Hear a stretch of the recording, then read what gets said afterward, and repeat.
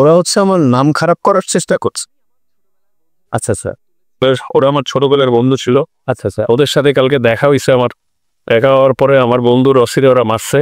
ওকে, মারার পরে আমি মোহাম্মদপুর থানায় ওসি সাহেবকে যখন ফোন করছি, রাত্রেবেলা ওসি সাহেব যখন ওদেরকে খুঁজতে গেছে, ঠিক আছে, তখন ওরা কি করছে, মিরপুর থানায় যায় আমার নামে জিডি করে উল্টা আমার নাম খারাপ করে ট্রাই। মানে আপনি দেখা করছেন ওদের সঙ্গে বা আপনার আলাপ তো মানে মোহাম্মদপুরে, কিন্তু ওরা মিরপুর থানায় জিডি করছে, তাই তো তাসিন ভাই?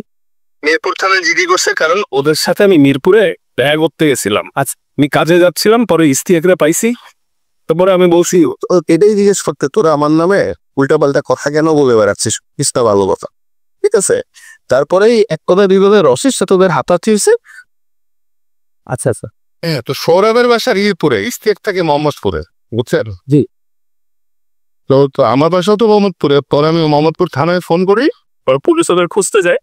তখন ওরা ভয়ে আমার নামে যে এরকম মিথ্যা অভিযোগ তৈরি করছে। আচ্ছা, এখন তাহলে পুরো ব্যাপারটাই তো আমরা গুজব বলতে পারি, মানে আপনি যদি নিউজের গুজবই।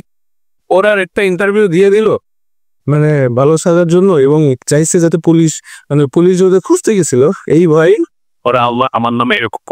আচ্ছা, ঠিক আছে ভাই, থ্যাংক ইউ সো মাচ।